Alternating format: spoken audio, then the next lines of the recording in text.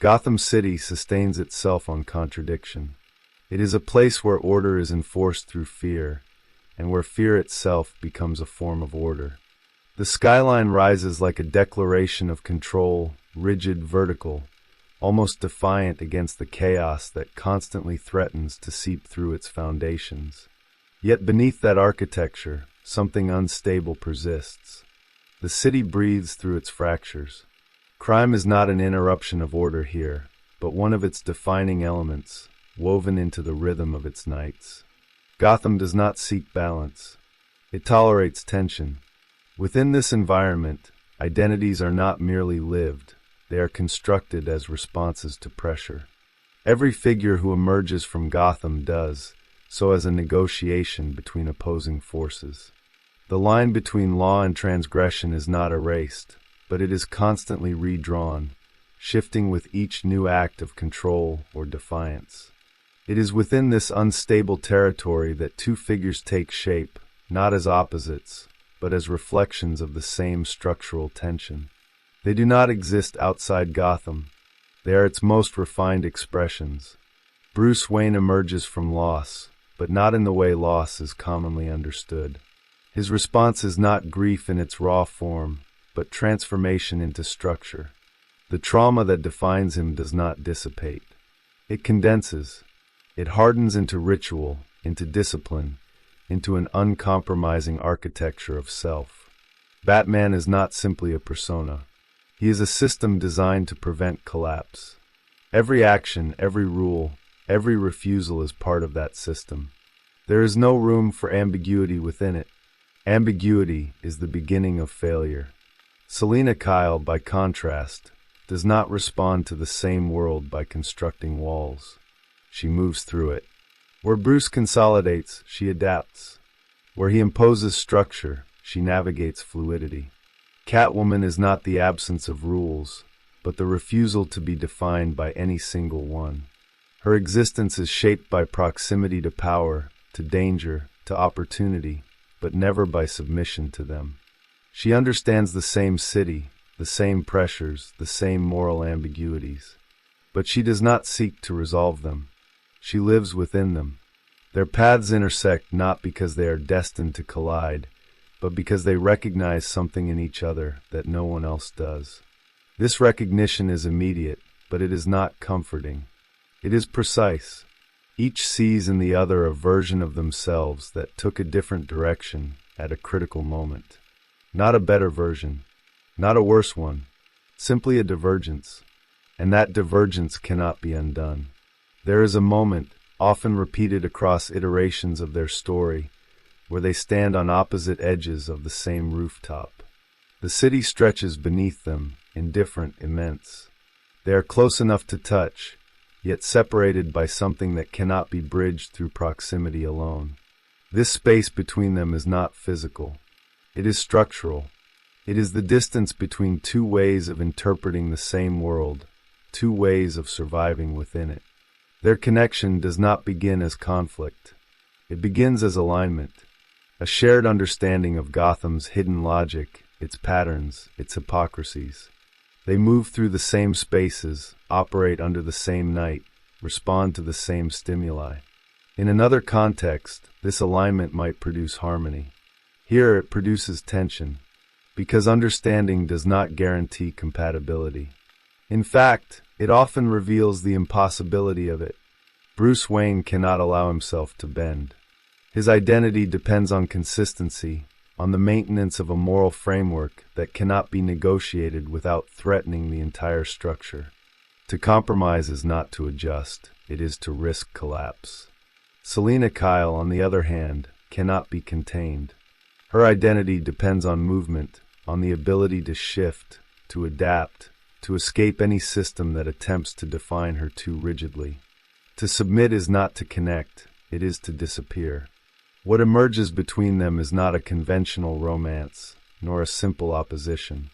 It is something more unstable, a continuous negotiation between two systems that recognize each other but cannot merge. They orbit the same center, drawn by a force neither fully controls, yet unable to occupy the same space without distortion. Their encounters are not accidents. They are inevitabilities produced by the structure of the world they inhabit. This dynamic does not resolve itself. It intensifies. Each interaction sharpens the awareness of what separates them. Each moment of closeness carries within it the weight of eventual separation.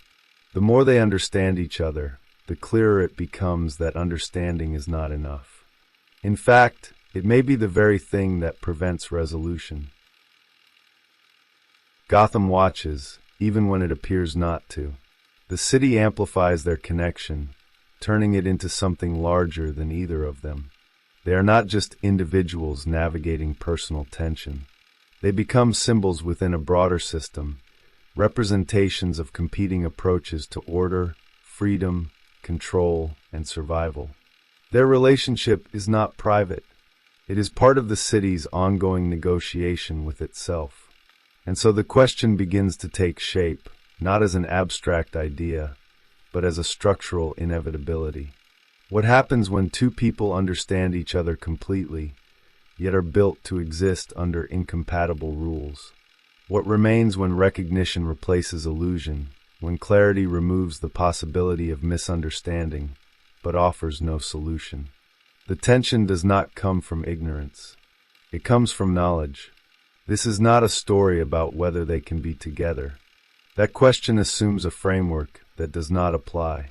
The real question is more precise, more difficult to escape. What does it mean when the only person who truly understands you is the one who cannot live within the same moral world? To understand the tension between Batman and Catwoman, one must return to the origins of their formation, not as isolated backstories, but as responses to the same environment under different internal conditions. Gotham does not produce randomness. It produces patterns. Individuals emerge from it shaped by pressure, but the direction of that shaping depends on how each psyche absorbs and reorganizes trauma, desire, and perception of control. Bruce Wayne's transformation begins with rupture, but what defines him is not the rupture itself. It is the way he refuses to leave it unresolved. The moment of loss becomes a fixed point, a gravitational center around which his entire identity is constructed. He does not move past it. He builds around it. Every decision becomes an extension of that original event, reinforcing a system designed to eliminate unpredictability. His war on crime is not simply external. It is a mechanism to impose coherence on a world that once proved itself arbitrary. This need for coherence manifests as discipline, but beneath that discipline lies an intolerance for ambiguity. Bruce cannot afford to exist in a space where outcomes are uncertain or where moral boundaries blur. The city may operate in shades of gray, but his role within it demands clarity, even if that clarity must be enforced rather than discovered. Batman is not merely a protector. He is an attempt to stabilize a reality that resists stabilization. Selina Kyle emerges from a different relationship to instability. Where Bruce experiences rupture as something to be contained, she experiences the world as something that was never stable to begin with. Her formation is not anchored in a singular defining event, but in a continuous negotiation with environments that shift, exploit, and discard. Survival, in her case, is not achieved through control, but through adaptability. She does not build a fixed structure because she has learned that structures can be turned against those who depend on them. This difference is subtle, but it is fundamental. Bruce seeks to eliminate unpredictability. Selina learns to move within it. He draws boundaries. She crosses them. He defines himself through resistance. She defines herself through navigation. Both approaches are rational within the context of Gotham, but they produce incompatible internal systems. What appears on the surface as a moral disagreement is, at a deeper level, a divergence in how each perceives the nature of reality itself. Their identities also operate in relation to visibility and concealment. Bruce Wayne maintains a dual existence, but the distinction between his public persona and his nocturnal identity is not symmetrical. Batman is the core. Bruce is the mask. The performance of normalcy exists only to protect the integrity of the system he has constructed. There is very little fluidity in this arrangement. Each role is tightly controlled, each boundary carefully maintained. Selina Kyle's relationship to identity is more fluid. Catwoman is not a fixed transformation, but an extension of her ability to shift between roles. She does not divide herself into rigid categories. Instead, she allows her identity to adapt to context, to opportunity, to necessity. There is no single true version of Selina that exists beneath the surface. Her authenticity lies in her capacity to remain undefined. This makes her resistant to control, but also difficult to fully grasp.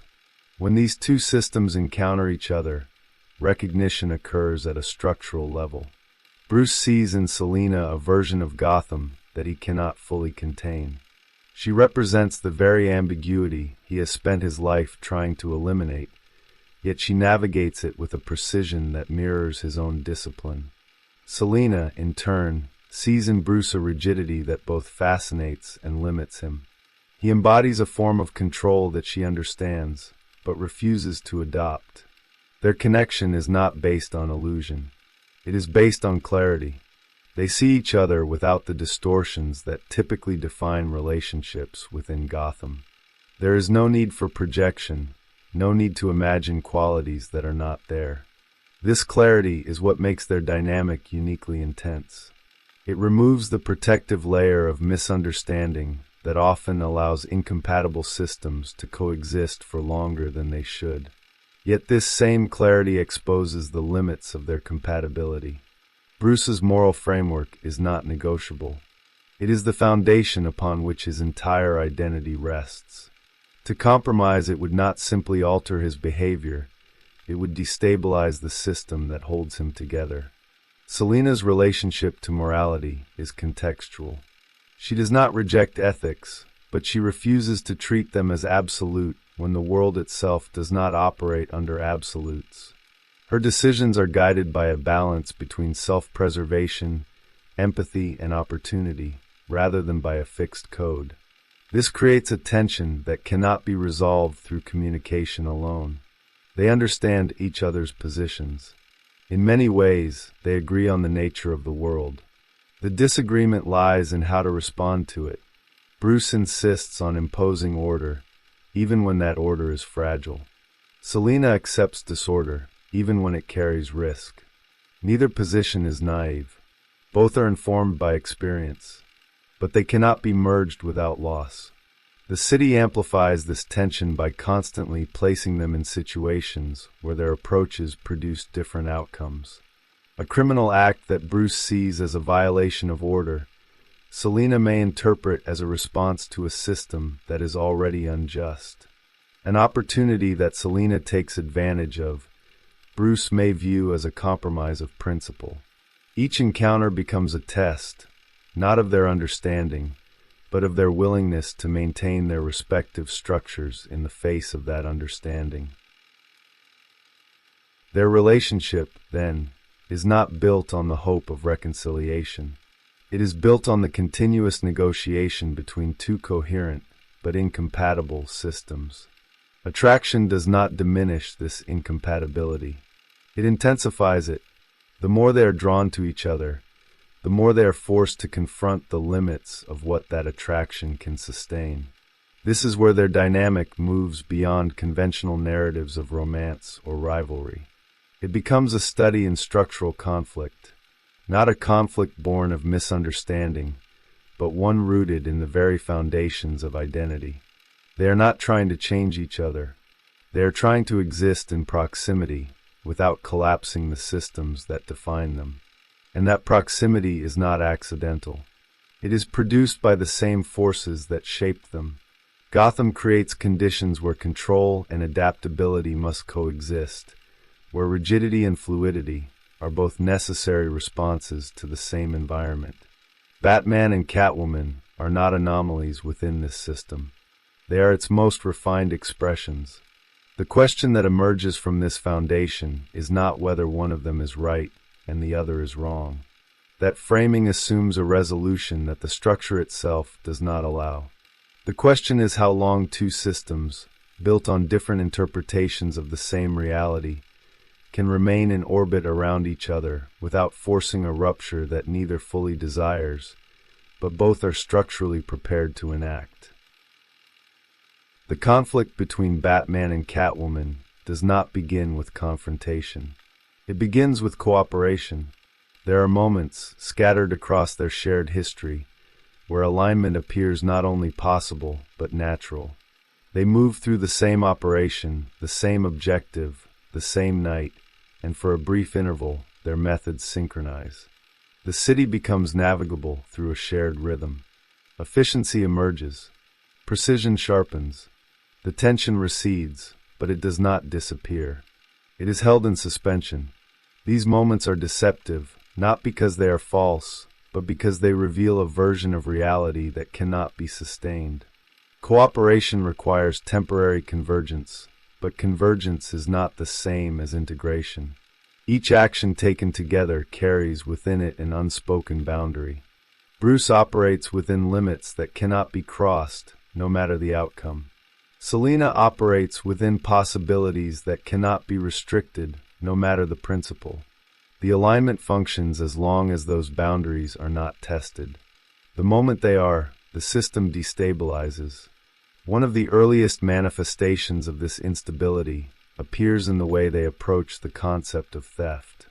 For Bruce, theft is a disruption of order, a violation that contributes to the erosion of the fragile system he is trying to maintain. For Selina, theft is contextual. It can be opportunistic, strategic, even corrective in a world where power is unevenly distributed and often abused. The same act carries different symbolic weight depending on who interprets it. What Bruce seeks to prevent, Selina seeks to exploit, not out of malice, but out of recognition. This divergence introduces friction, but it is not immediate conflict. It begins as a difference in emphasis, a slight misalignment in intention. Bruce prioritizes containment. Selina prioritizes outcome. When they act together, these priorities can coexist for a time, but they are not equivalent. They pull in different directions, even when the movement appears unified. The tension is subtle. It accumulates. There are instances where Selina crosses a line that Bruce cannot accept, not in magnitude, but in principle. The act itself may be minor, a theft during an operation, an escape facilitated through deception, a choice that privileges self-interest over systemic stability. Yet for Bruce, the significance lies not in the scale of the act, but in its meaning.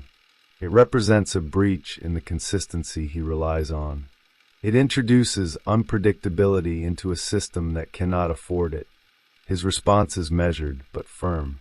He does not react with chaos. He responds with reassertion of boundary. Rules are clarified, expectations reinforced, lines redrawn. It is an attempt to restore equilibrium, to bring the interaction back within a controlled framework. But this act of reassertion carries its own consequence. It exposes the rigidity of his system in a context where rigidity becomes a limitation. Selina does not resist these boundaries through direct opposition. She navigates around them. Her response is not to confront Bruce's rules, but to demonstrate their insufficiency. She continues to operate within proximity, but on her own terms. She adapts, shifts, repositions. Where Bruce sees deviation, she sees flexibility. Where he sees risk, she sees opportunity. This difference does not resolve. It compounds. The city becomes the testing ground for this dynamic. Gotham presents scenarios that cannot be neatly categorized, situations where strict adherence to rule produces suboptimal outcomes, where adaptability produces results that challenge established frameworks. In these moments, Selina's approach appears effective, even necessary. Bruce recognizes this, but recognition does not translate into adoption. He can acknowledge the utility of her methods without integrating them into his own system. This creates a paradox.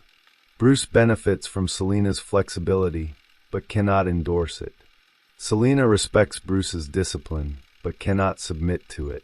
Their interactions become a series of negotiated engagements, each one revealing the limits of what can be shared. The more they operate together, the clearer these limits become. Cooperation does not dissolve the tension. It defines it. There are also moments where Bruce attempts to extend his framework to include Selina, not by force, but by invitation. He offers alignment, a place within his system, an opportunity to operate under a shared code. This is not presented as control, but as partnership. Yet the underlying structure remains unchanged. The terms are defined by his framework, his boundaries, his interpretation of order. Selina's response to this invitation is not rejection in the conventional sense. She does not dismiss the possibility of alignment. She tests it. She approaches the boundary, examines it, engages with it, but does not cross into submission. Her refusal is not aggressive. It is structural.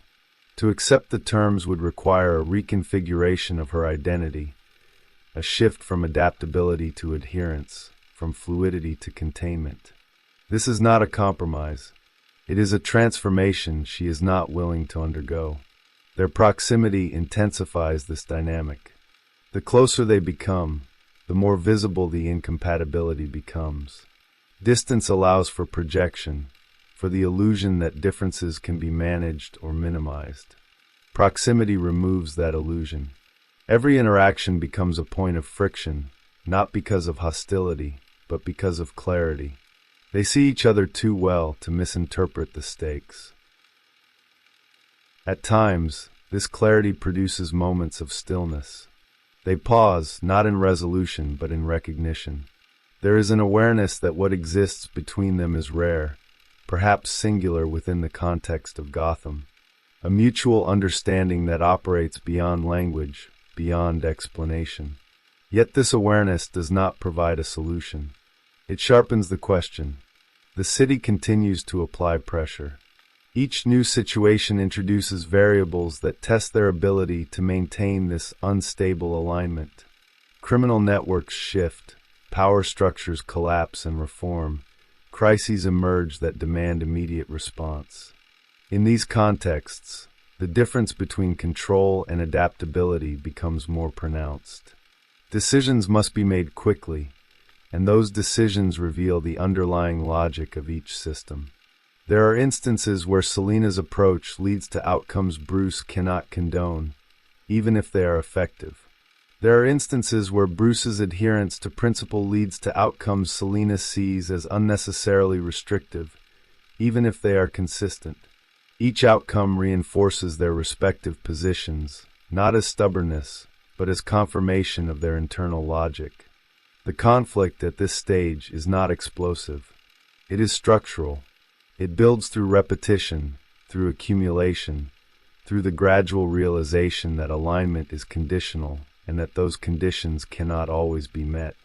They continue to operate in proximity, drawn by recognition, sustained by tension, but increasingly aware that what connects them is the same force that prevents resolution. The rooftop remains a recurring space, not as a romantic setting, but as a symbolic boundary. Elevated above the city, removed from immediate conflict, it becomes a place where the tension is most visible. They stand at the edge, looking out over a system neither fully controls, aware that their connection exists within that system, not outside of it. The distance between them is small. The structure separating them is not. And so the conflict takes shape, not as a sudden rupture, but as an inevitable progression. Each interaction, each decision, each moment of alignment or divergence contributes to a pattern that becomes increasingly difficult to ignore. The question is no longer whether they can work together. It is how long that cooperation can persist before the underlying incompatibility demands a more definitive expression. The transition from tension to polarization does not occur through a single decisive event. It emerges through accumulation, through the gradual tightening of pressure within a system that can no longer absorb contradiction without consequence. What once appeared as manageable divergence begins to reorganize itself into opposing structures.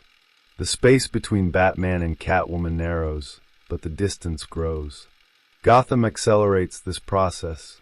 The city is not static, and neither are the threats that move through it. Power consolidates in new forms, crime evolves beyond recognizable patterns, and the line between survival and domination becomes increasingly blurred. In this shifting terrain, the difference between control and adaptability is no longer theoretical. It becomes operational. Decisions must be made under pressure, and those decisions expose the limits of each system. There are moments when Bruce faces scenarios that strain the rigidity of his framework. Situations where adherence to principle risks allowing greater harm, where the refusal to bend creates openings for forces that do not recognize any boundary at all. These moments do not break him, but they test the elasticity of a system that was never designed to be elastic. He responds by reinforcing structure, by tightening control, by reducing variables. The system becomes more precise, but also more brittle. Selina encounters the same shifting landscape, but her response moves in the opposite direction. As complexity increases, she expands her range. She adapts to new patterns, forms alliances that are temporary, strategic, sometimes morally ambiguous. She does not see these choices as compromises. She sees them as necessary adjustments within a system that is already compromised. Her flexibility becomes more pronounced, but also more difficult for Bruce to integrate into his understanding of order. The divergence that once operated as friction now begins to function as opposition. They are no longer simply interpreting the same situations differently. They are producing different outcomes that interfere with each other. A decision made by Selina to exploit a weakness in a criminal network may undermine a broader strategy Bruce is executing to dismantle that network entirely. A decision made by Bruce to contain a threat within a rigid framework may eliminate opportunities Selina sees as crucial for navigating the same threat. This is where the dynamic shifts. Their actions no longer exist in parallel. They begin to intersect in ways that produce direct consequences for each other. The system tightens. Neutrality becomes impossible. There is a moment, often revisited in different forms, where Bruce confronts Selina not as a partner, but as an obstacle. The confrontation is not explosive. It is controlled, precise, almost restrained. But the underlying shift is unmistakable. He is no longer negotiating the terms of coexistence. He is asserting the boundaries of his system in a way that defines her position relative to it. She is outside. Selina does not respond with equal force. She does not escalate the confrontation into open conflict. Instead, she reframes the interaction. She refuses the binary that is being imposed. To accept the role of adversary would be to enter Bruce's system on his terms. She resists that entry. She remains adjacent, but not contained. This refusal is not passive. It is strategic. It maintains her autonomy, but it also intensifies the tension. Their encounters begin to carry a different weight. What was once an exchange between aligned forces with divergent methods becomes an interaction between systems that cannot fully cooperate without distortion. The tone shifts. There is less tolerance for deviation, less space for ambiguity. Each action is interpreted through the lens of structural incompatibility. Yet the connection does not dissolve. This is what makes the polarization unstable. They are not indifferent to each other. They are not detached. The recognition that defined their initial alignment remains intact. If anything, it deepens. They continue to understand each other with a clarity that no one else in Gotham possesses. But that clarity now functions as a source of tension rather than connection. Bruce begins to anticipate Selina's movements, not as an ally, but as a variable that must be accounted for. He maps her patterns, predicts her choices, incorporates her presence into his calculations. This is not distrust in the conventional sense. It is integration of risk. She becomes part of the system he is trying to control, but not in a way that grants her agency within it. Selina recognizes this shift. She sees the way she is being repositioned within Bruce's framework, not as a partner, but as an element to be managed. Her response is not to evade him entirely, but to become less predictable. She introduces variation into her actions, not randomly, but with intention. She disrupts the patterns he relies on. This is not rebellion. It is preservation of autonomy. The city amplifies this interaction. Gotham thrives on escalation. As their dynamic shifts, it becomes part of the broader narrative of the city. They are no longer operating in isolation.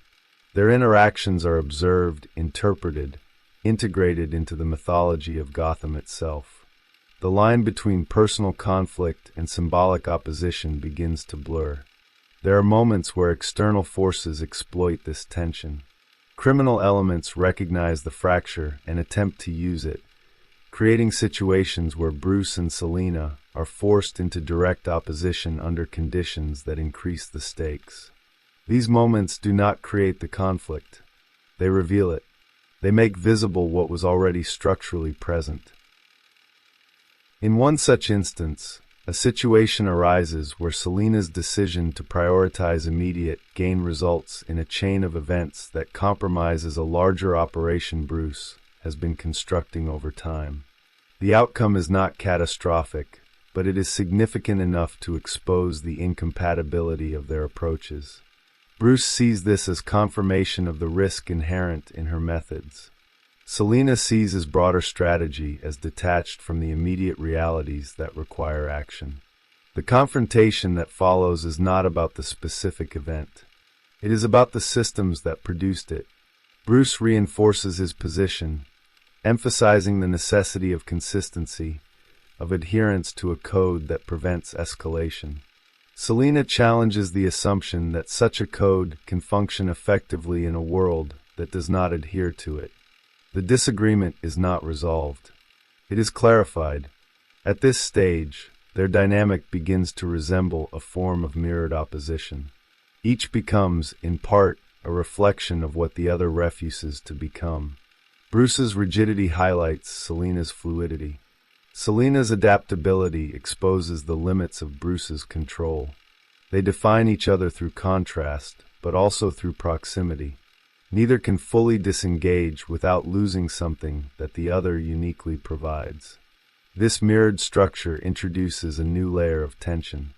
Their identities begin to stabilize around this opposition. The conflict is no longer external to who they are. It becomes integrated into their self-definition. Bruce is not only the enforcer of order. He is the one who refuses Selina's ambiguity. Selina is not only the navigator of chaos. She is the one who resists Bruce's control. The rooftop, once a space of suspended tension, becomes a site of redefinition. Their meetings there carry a different energy.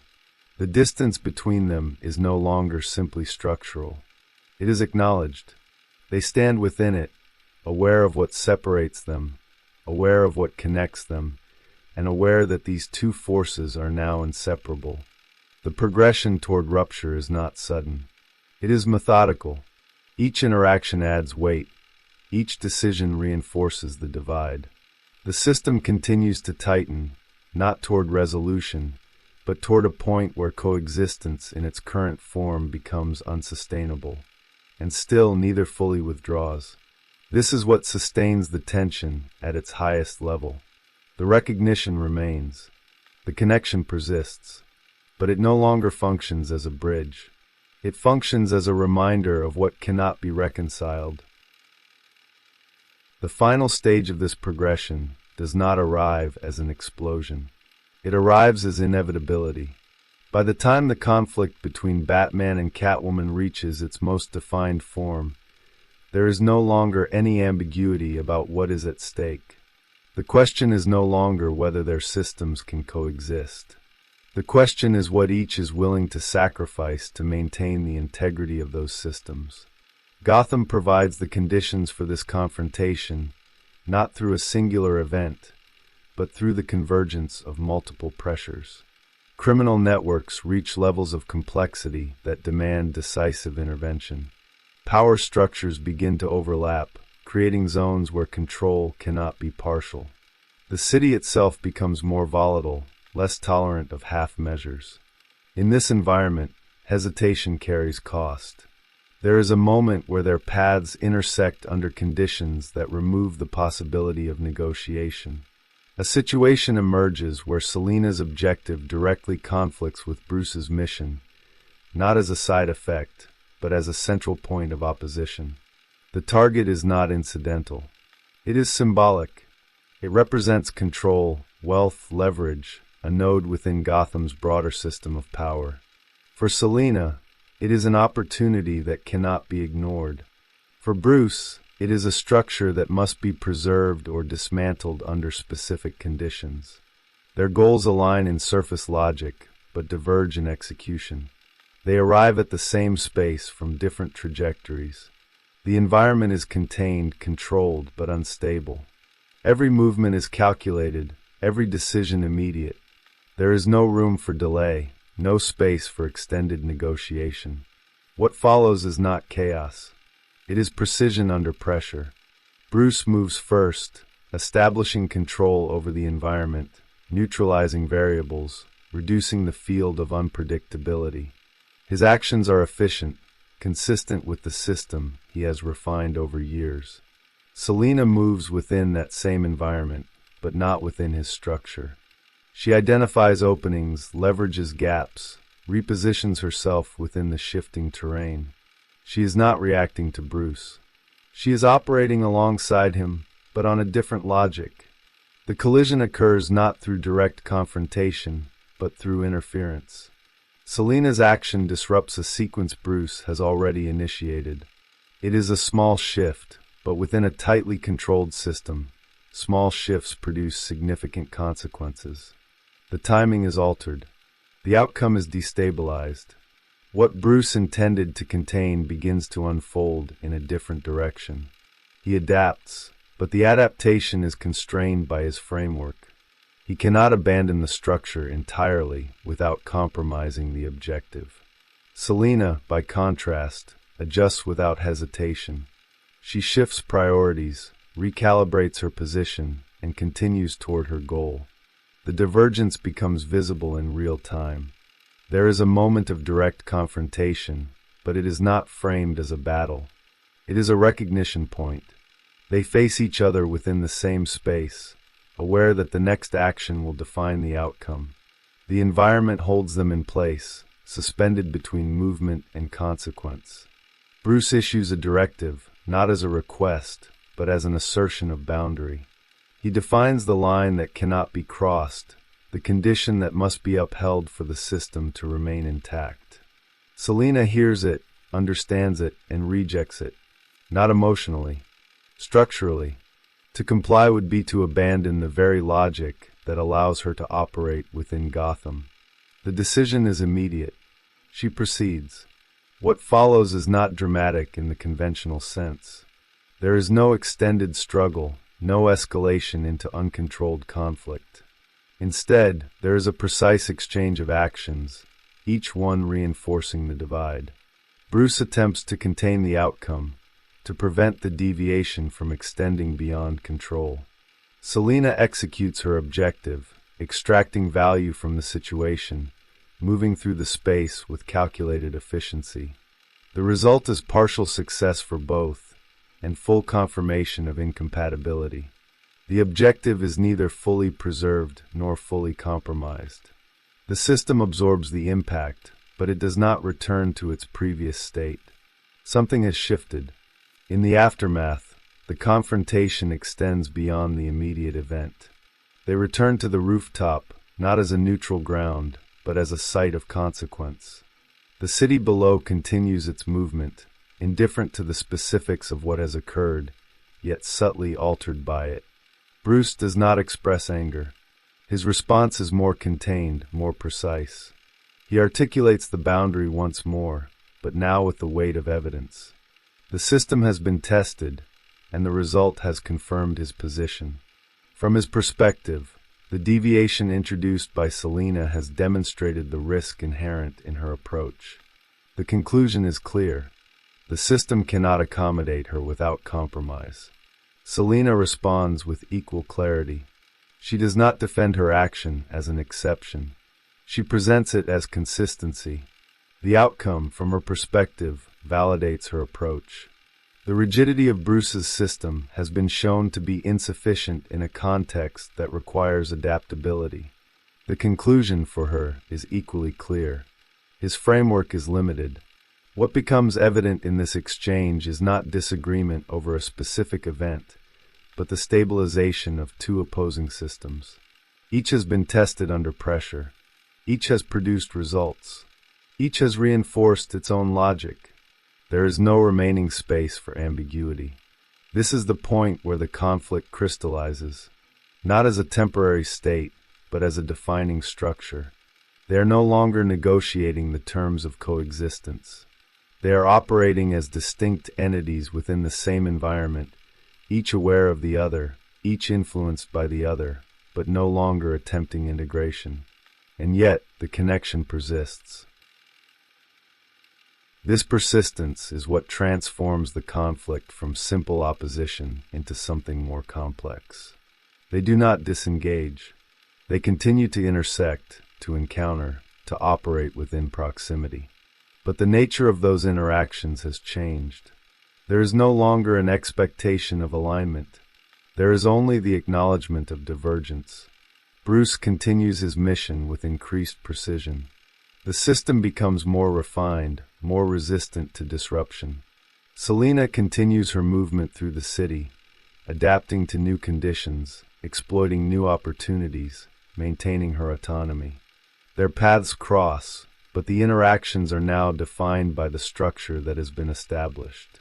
In some instances, they assist each other indirectly, their actions aligning without coordination. In others, they interfere, their objectives colliding without negotiation. The pattern is not predictable in detail, but it is consistent in structure. They operate within the same system, but according to different logics. The rooftop remains. It continues to function as a symbolic boundary, a space where the structure of their relationship is most visible. They meet there, not to resolve, but to acknowledge. The distance between them is no longer questioned. It is understood. There is a moment of stillness, not as a pause, but as a point of recognition. They stand within the same frame, aware of the path that has led them here, aware of the path that continues forward. There is no attempt to bridge the gap. There is no illusion that it can be bridged without cost neither is willing to pay.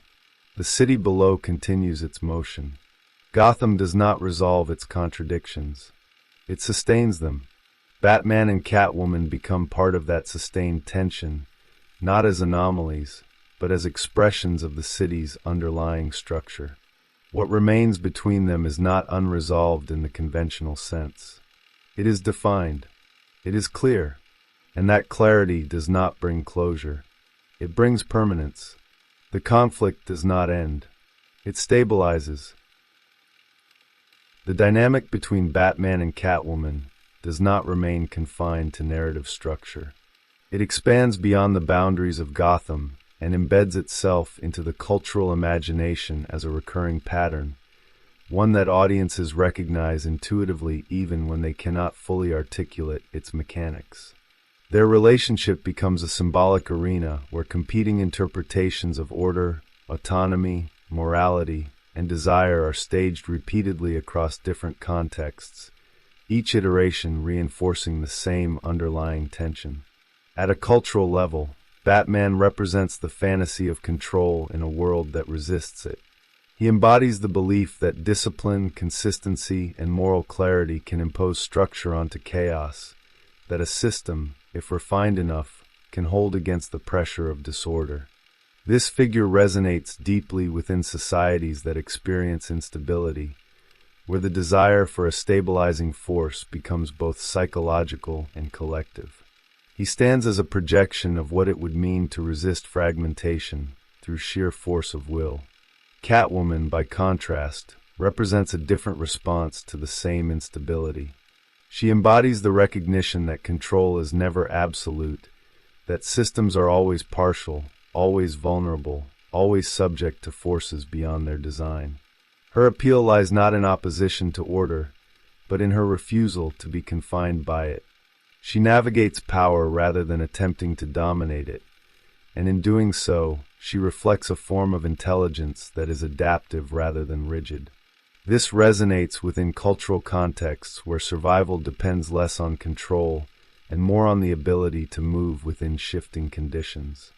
The interaction between these two figures creates a symbolic tension that extends into how audiences interpret morality itself. Their relationship challenges the binary between right and wrong, not by dissolving it, but by exposing its limitations. Batman's code is not dismissed, but it is tested against situations where adherence produces unintended consequences.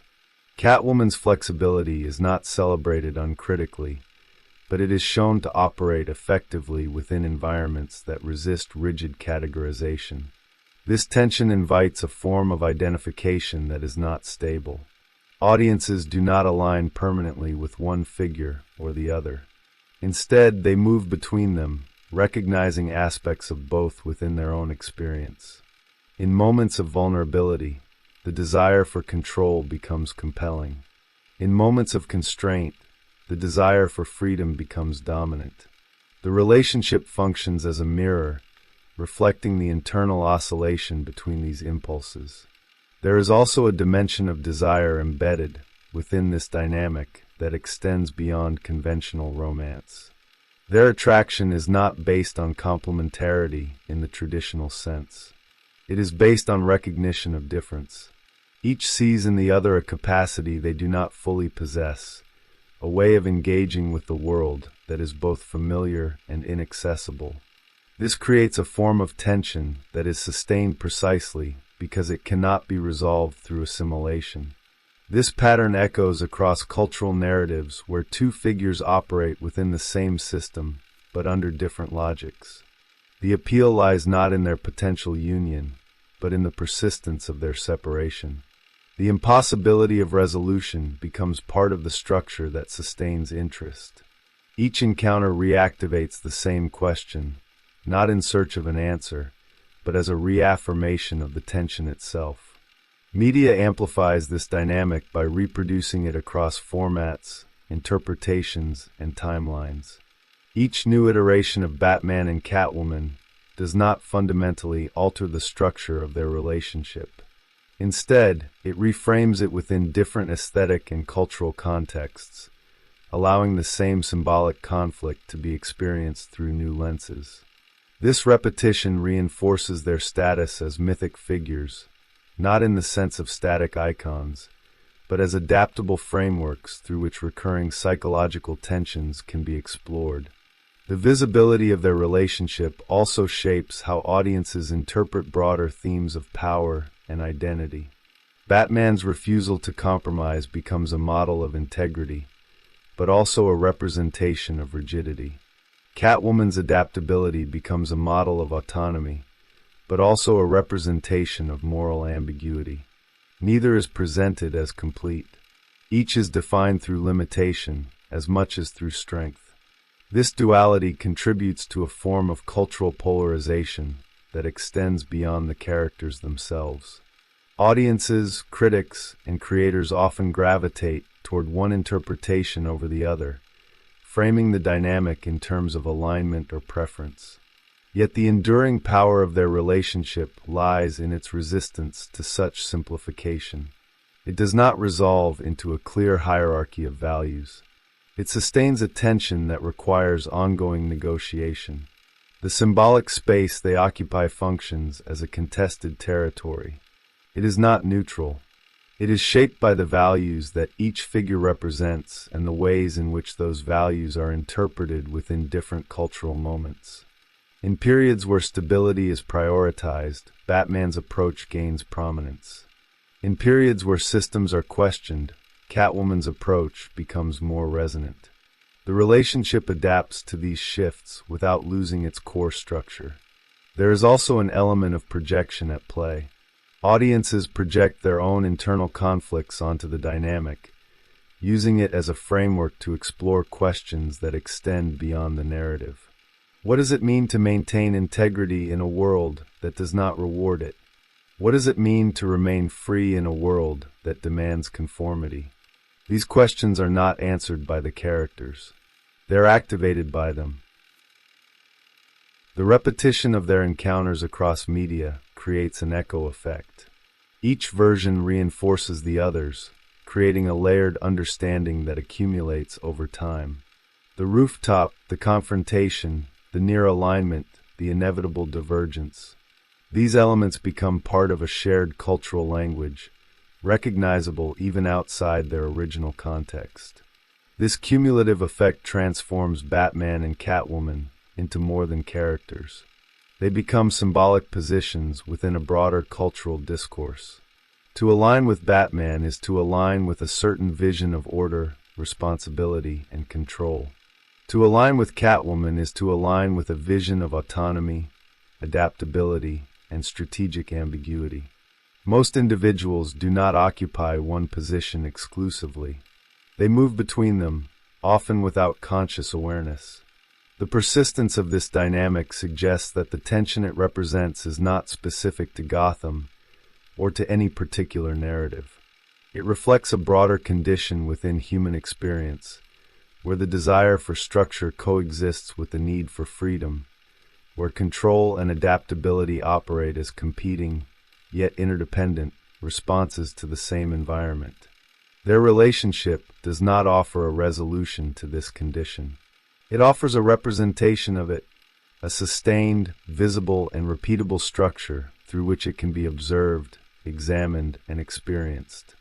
In this sense, Batman and Catwoman function as a living paradox within cultural storytelling. They do not collapse into unity. They do not dissolve into opposition. They remain in motion, within a system that requires both their presence and their separation. And it is precisely this unresolved state that allows them to endure.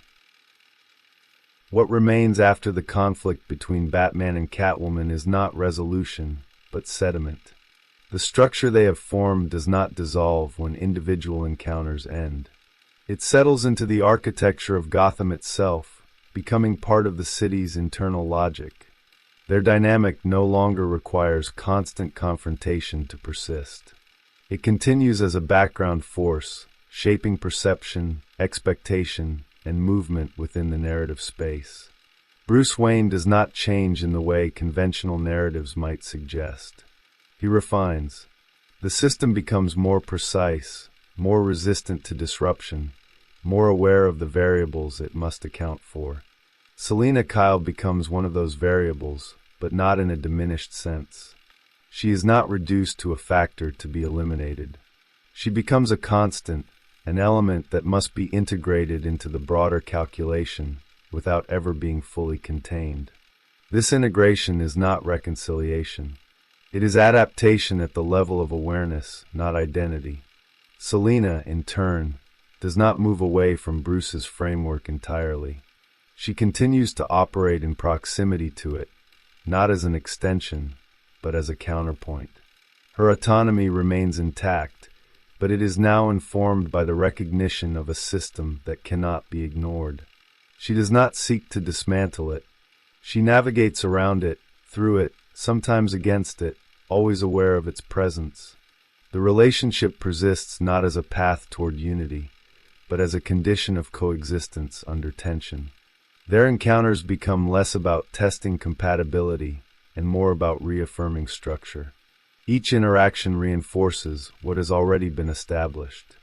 The distance between them is no longer a question to be resolved, but a parameter to be maintained. They meet, they engage, they diverge. The pattern stabilizes. It does not weaken. There are moments where the tension softens, where proximity allows for a temporary suspension of conflict. These moments are often misread as resolution, as signs that the underlying structure has shifted. But they do not alter the foundation. They exist within it. The softness is not transformation. It is variation within a stable system. The rooftop remains a constant image, not because it offers closure, but because it provides visibility. It is a space where the structure of their relationship can be observed without interference. Elevated above the immediate pressures of Gotham, it reveals the shape of the tension in its clearest form. They stand within the same frame, connected by recognition, separated by design. Over time, this image becomes part of the broader mythology that surrounds them. It is repeated, referenced, reinterpreted across different narratives, each version adding a layer to the accumulated meaning. The specifics change. The structure does not. The distance remains. The recognition remains. The inability to resolve remains. This persistence transforms their relationship into something that operates beyond individual storytelling. It becomes a template, a pattern that can be applied to other narratives, other characters, other contexts. The tension between control and adaptability, between fixed identity and fluid existence, between moral certainty and situational ethics, continues to reappear in different forms. Batman and Catwoman are not the only figures who embody this dynamic. They are its most refined expression. Within the cultural imagination, their relationship begins to function as a reference point. It shapes expectations about what certain kinds of connections look like, how they behave, how they endure. It introduces the idea that understanding does not guarantee compatibility, that recognition can coexist with irreconcilable difference, that proximity does not necessitate convergence. This has implications beyond fiction. The pattern resonates with experiences that exist outside narrative, where individuals encounter others who reflect aspects of themselves, yet operate under fundamentally different frameworks. The tension that arises in those encounters is often interpreted as something to be resolved, something to be fixed. The dynamic between Batman and Catwoman suggests a different possibility, that some tensions are not problems to be solved, but conditions to be understood. Their legacy, then, is not one of unity or division, but of sustained opposition within connection. They do not become a single system. They do not fully separate into independent ones. They remain linked, not by resolution, but by the structure that defines their interaction. This linkage does not weaken over time. It becomes more stable, more defined, more resistant to reinterpretation. Gotham continues to operate around them, absorbing their presence, reflecting their tension, integrating their dynamic into its ongoing movement. The city does not resolve its contradictions, and neither do they. The system persists because it is built on forces that cannot be eliminated, only balanced through continuous negotiation. In the end, what remains is clarity. Not the clarity of resolution, but the clarity of structure. The understanding that some relationships are not designed to converge, that their value lies not in their potential to become one, but in their capacity to sustain tension without collapse. Batman and Catwoman do not arrive at an answer. They become the question,